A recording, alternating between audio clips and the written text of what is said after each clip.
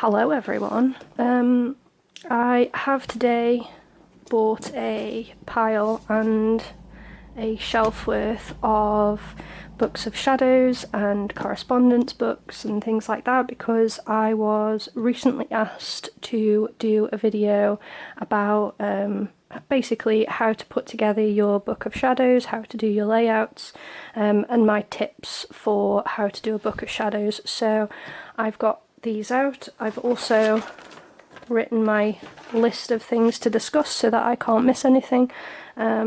This video is basically just going to be me showing pages from these books and some of these ones and doing a lot of talking, so yeah, we'll get into it and I'll try and keep it as short as possible. So tip number one is to always have two separate books. One of them will just be a notebook. I use this one that I get from my local supermarket. I think it's £4. It's just a standard lined notebook, and I essentially use this to make lists of things. Like for instance, I used it to write my practice list of tips for Book of Shadows, but basically I would suggest anyone, whether you have written a Book of Shadows before or whether this is your first time doing it, to have two separate books. One of them is going to be your decorative book. If you'd like to see a flip through of this book, by the way, I did a video of it a while ago and I'll leave a card up here. But basically in this book, in your notebook, you are going to write all of your research, your information, your correspondence charts, your lists, recipes, spells, anything and everything that you learn in your craft. The reason that I say to have one of these is because you can use this book to practice your layouts, to write out your spells before you actually do them, to decide what images you're going to have in your spells, to decide on the placements of things within your pages. So when you're doing a page like this, for instance, you can decide where you're going to have your images, what your headlines are going to be, what basic information you're going to include. You can essentially do a practice of this page in this book before you put it into your decorative one, and you are less likely to make big mistakes and then feel the need to tear the page out. So yeah, I would always, to anyone and everyone who is basically part of the craft, to have one of these books and to just basically write basic information in it and then transfer this information to your more decorative book. So that's tip number one. Tip number two would be to choose a book that is going to suit the method or medium that you're going to use to decorate it. I say this, and I'm using these two books as an example, I say this as someone who likes to use watercolour in their books. Now these two books are very different. So this one, for example, is really good for watercolour.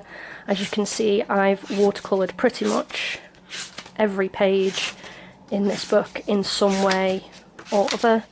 I never had any issues with the paint bleeding through. As you can tell, I've put heavy colour and paint on this page and there is no bleeding onto this page. However, this book, and I love this book, it is terrible. The pages are very thin. I get very bad bleeding. As you can see, the ink bleeds through, the paint all bleeds, and because of this I actually haven't done very many pages in it. It got to the point where things were bleeding through so badly that I almost entirely gave up. And I mean, this last page, you can actually see the ink from the previous page has come through to this page, and it got so bad that I actually stopped doing decoration on both sides of the page because the ink was bleeding through so badly. So make sure that you are choosing a book which has pages that are suitable for the medium of art that you are using. Obviously, if you're using ink or paint, you want a book like this that has a high GSM of its pages, and not a book like this that has like recycled pages, because it won't work, and you'll find yourself very upset, like I did, that I spent £30 on a book that I'm probably never going to use again. So yeah, that's tip number 2, an important one. Tip number 2 takes me on to tip number 3, and this is one obviously that I've learned the hard way. Do not spend a lot of money on a book unless you can see it in person.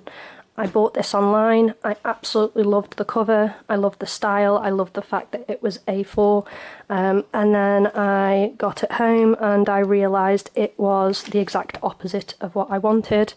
And if you're in any way introverted like I am, you will not want to return it, because you will feel rude, you will feel like you're doing something wrong, and you will feel like it's too much effort. So yeah, my advice is do not spend a lot of money on a book unless you can see it in person and decide in person to buy it or not, and whether it's suitable, because if it's not, you'll get very upset like I did. So yeah. And then that takes me on to tip number 4, which again comes down to expense. So this is another book that I bought to use as a kind of book of shadows, but a more personal one that wouldn't be shown on Instagram. And I think I paid about £15 for this, which doesn't seem like a lot, but when you think about the fact that I have literally nothing in it, and I've torn quite a few pages out of it, it's an expense that I shouldn't have made, basically. So yeah, this takes me to tip number 4. If you are like me and you're a bit of a perfectionist, don't buy one of these really expensive bound books. I've actually got another one floating around somewhere that I also haven't used, and I've also torn pages out of. These are not my recommended books for this kind of work, trust me, because you will just tear pages out, it will ruin the book, it will ruin the spine, you'll end up with gaps like this, and it will just upset you, and then this will be another notebook that will sit on a shelf and never get used. So yeah, don't spend a lot on a book, and don't spend a lot on a book like this if you're a perfectionist like me, because you'll just tear pages out and ruin the book. Tip number 4 takes me to tip number 5, which is to use a book that is not bound. Like this one, it's just a spiral bound one. It means that I can easily tear the pages out. I'm currently using this one for recipes. So this is the sweet corn soup recipe that I used in a previous video. I'll leave that up here if you want to see it. But I recommend to anybody who is maybe nervous about ruining pages or getting it wrong, or it's your first book, to use a book like this. Or alternatively, you can use some non-traditional type books. So you could use a ring binder if you wanted to, with plastic wallets. You could use a blog post. I actually have a blog that's private that, you know, nobody sees. And then you could also use like a Word document. You can also just use the notes on your phone if that works for you. Basically, whatever works for you is the best way to do it. You do not need to have a traditional leather-bound, recycled paper, fancy £30 book that you're really upset that you're never going to use again. So yeah, tip number 5 is to use a non-traditional type of book if you're unsure about getting things wrong. Use something like this, or use a ring binder. That's tip number 5. So, Book of Shadows tip number 6 is you can have multiple books for multiple different subjects. So I'm going to use these 4 just as an example. So this was a notebook that I used to obviously create decorative pages. It's one that's been featured on Instagram. This is just like a general grimoire. It's not a book of shadows in the truest sense of the word. A book of shadows in its truest sense is a personal record of your craft. A grimoire, on the other hand, is literally just a collection of information. So this is more of a grimoire because it has no personal information in it at all. You can also have, as I have, a book of shadows or a herbiary. So I am very much into herbs, plants, food. So I keep a record of plants, herbs and things like that. I also obviously have a recipe book. Then I have my notebook. I also have a dream diary and a tarot recording book, which they're on a shelf somewhere and I can't find them at this moment. But basically, you can have a different book for each different subject. Do not constrain yourself to putting everything into one book, because each book, for me, each book is decorated differently. And if I was to have herbs in amongst, for instance, this one, it wouldn't feel right for me. It also wouldn't feel right to have things like recipes in a book with like my tarot record or something like that. So yeah, I would recommend, if you want to, but my recommendation is to have different books for different subjects. But you could have a diary, you could have one for recipes, one for tarot, one for your dreams, one for herbs, one for crystals, one for spells. The list goes on. If you can think of a subject, you can have a book for it. So yeah, have different books for different things. That's my recommendation, and especially have your notebook at the very least.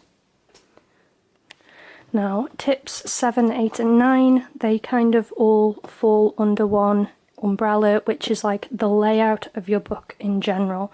So let's pretend that you've only got your notebook and one book of shadows and you're going to include everything in this book. That's what tips 7, 8 and 9 cover, basically. So tip number 7 is do not have a contents page. Trust me. Unless you are going to use the same handwriting for everything, the same pen for everything, you are going to number every page as you go, and you are going to be able to actually keep up with the contents page. Don't have a contents page. It's unnecessary. If you really want a list of what is in the book, then I recommend you put a list at the end on the back page of study subjects. That is what I've done with this book, which is my herbiary. At the back of this book I have a list of herbs and plants that I want to do pages on, and once I've done them I've just checked them off, and as you can see I've checked off ones here and there, and this list is not exhaustive. It could go on and on and on. But yeah, if you want to have a list of things that are in the book, have it at the back, not at the front, because if you don't use the same handwriting and you don't use the same pen, you're going to hate it halfway through the book. So yeah, just don't have a contents page. Biggest tip I could give you for your layout of the book. So that was tip 7 and 8. Now tip 9 is the biggest one, and this is not really a tip but how I do it, which is the general layout of a book of shadows when I start one, which I think is probably the biggest thing that people, I don't know, they get like nervous about, is how to do things, in what order to do them. So there's a couple of things that I do. The first thing that I do in a book, generally speaking, is I just do a decorative page, put almost no writing on it. It's usually just a pentacle or something of that vein, something basically that just looks nice. What I normally do when I very first start a book is I leave this page blank, and then I come back to it when I'm feeling particularly artsy, when I've had a chance to practice or have a clear idea of what I want on this front page. on this book, I actually messed it up the first time, and this is something that's been stuck, glued over my original drawing because I messed up the first one and I didn't like it. So yeah, do this page when you are feeling particularly arty. Then when I've done that, what I normally do is I go on to a book blessing. This is generally the first thing I do in every book, and they are always different. So that is this one. And then in this one I did it slightly different. But yeah, my first page is always a book blessing. In this one I decided to include the Wiccan read. I'm not Wiccan, but I just wanted to include it for some reason. Then what I normally do is I go on to the Wheel of the Year. I have the Wheel of the Year in pretty much every book, simply because I always forget the Sabbats. So as you can see, I've got a Wheel of the Year as the second or third page in both books. Then I will usually go on to something like the elements. I think I missed this page by accident, but yeah, I will normally go onto the elements. But so I've got casting of a circle, which you can include, but basically I would normally do the very basic information at the front. So in this one, for example, we've got the Sabbats, then we've got my rules of magic, then we've got casting a circle, then we've got moon phases, then we've got the Theban alphabet, and then we go on to the elements. In this book we've got the Wheel of the Year, Four Corners Protection, which is my favourite protection spell. We've got a page that I hated and covered up. Then we've got some spells, some more protection spells, and it just goes on. I don't think I included much basic information in this one. But yeah, I would normally go with a book blessing, then the elements, the Wheel of the Year, moon phases, days of the week, colours, basic information that you are going to need, and trust me, you are never going to remember. You're never going to remember all of the associations of the colour brown. It's not going to happen. So I recommend having it at the front of your book, basically, because it's easy to find if it's at the front. So yeah, just follow that basic principle. Your elements, moon phases, days of the week, colours, the Sabbats, important dates, that kind of thing. Then when we get further into a book and you have started on a subject, so for instance I decided that I wanted to do deity pages. I've done a few. I've done Aphrodite, Artemis, Hecate and Cernunnos, and then I've kind of left a few pages because I want to do some more in the future, and in order to mark the pages I've just used Postit notes. So these are just the Postit notes that I use. They're just, you know, little unicorn Postit notes. They were just from the pound shop, and normally what I do is I put a Postit note in and I just write the name of the page that I'm going to do in that particular space. So a good example is my zodiac pages. I've done quite a few of them. Started Aries, and then here I've just got my Postit notes with Pisces, Scorpio, and then it goes on to something else. It just gives me a way of being able to keep on track of what I haven't done in a subject, in a particular subject, and it also means that I can't accidentally write on this page, get to the end of my zodiac and realise that I haven't done all 12 in succession. So if at the beginning of your book you have a clear idea of the layout you want to do, say you want to do your first page, your Wheel of the Year, all 8 Sabbats, then the elements, then the colours, then the days of the week, get yourself some cheap Post-it notes and put them on the pages so that you know exactly what goes where. And then if suddenly you decide you want to write a recipe or a spell, you can do that on a page where you don't have a Post-it note, if that makes sense. It will just help you to set your layout up when you first start the book. This is my biggest book layout recommendation, is Post-it notes. I always use them.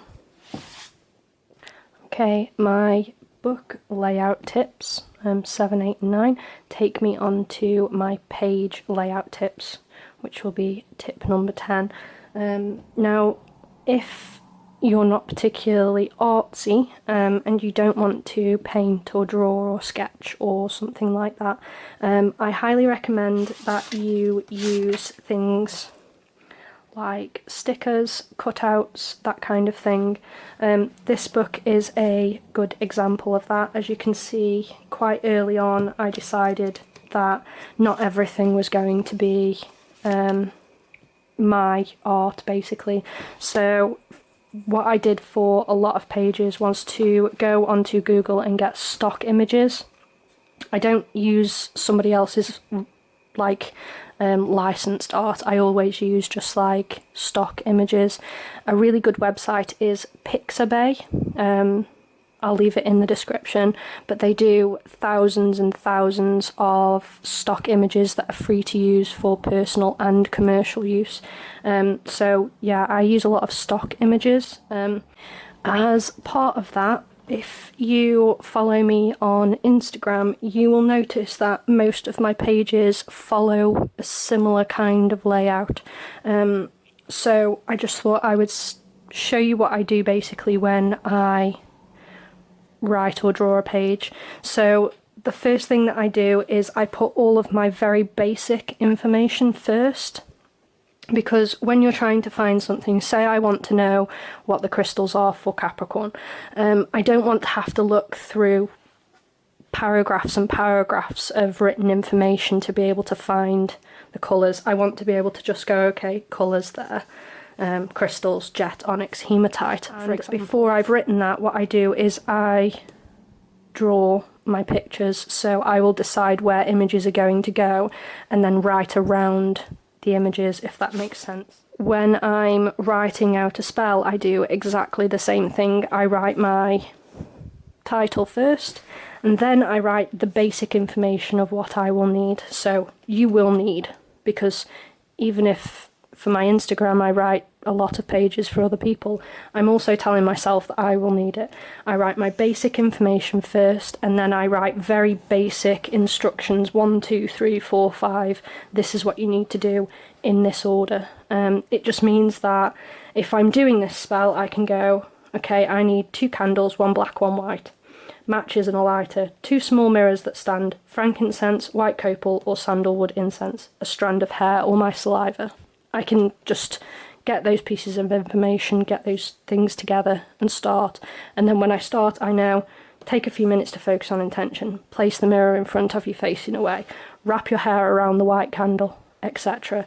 I keep it as basic as possible, put a few images in to jazz it up a bit, but keep it as basic as possible. I don't try to be all airy fairy and fancy when I'm writing out a spell, because it's not necessary at all. It's not going to help me when it comes to doing the spell.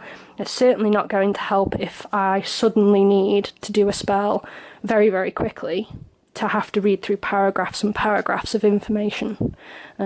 So yeah, that's what I recommend. Keep it as basic as possible. Write your basic information first. Don't waffle too much, it won't help you in the future. And if you can, write it in bullet points. Trust me. Now, my final tip, and this is probably going to sound very cliche, but I'll show you rather than tell you. So, if you're starting a book of shadows, it's probably not going to be your last one. It's going to be a progression. You are going to learn with every book that you do. And you can tell that by the fact that I have 1,000,001 books. These are not all of my books. There are more. The pile would come up about another 2 foot if I was to put all of my books here. This is not going to be your last book of shadows. You are going to have more. So if you miss something out, don't worry, you can put it in your next book. If you mess something up, don't worry, you can take the page out.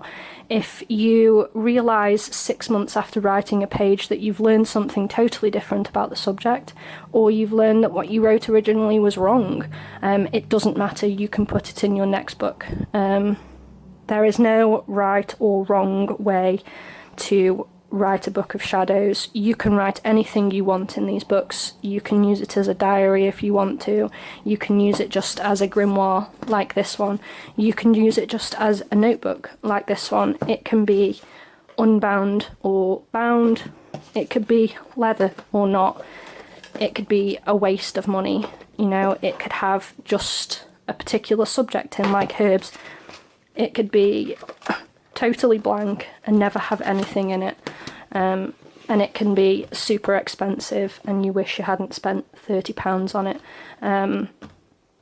Do what your gut tells you to do, basically. If a book feels wrong, don't buy it. If a book feels right, buy it. If writing a page feels right, write it. If using Crayola crayons feels right, use Crayola crayons. If doing everything just in pen and having no images in your book feels right, then have no images in it and just use black ink. Whatever feels right to you is the way that you should do it. If you want to keep your book of shadows on your phone as a sequence of notes, do that. Do not feel like you are forced to have an expensive leather-bound book that looks really aesthetically pleasing on Instagram, because that's not going to work for you if if you don't feel it. It needs to be what you feel is right for you. So yeah, that's probably my biggest tip. Do what feels right for you. If it doesn't feel right for you, don't do it, because you'll probably mess it up and get angry at yourself. So yeah, I hope this video was helpful. If it was, then let me know in the comments. If you have a tip that I left out and you think it might help somebody, please leave it in the comments. If you do something differently to me, leave it in the comments. I'm always intrigued to know how people do their book of shadows. So yeah, thank you for watching, and I'll be back next time.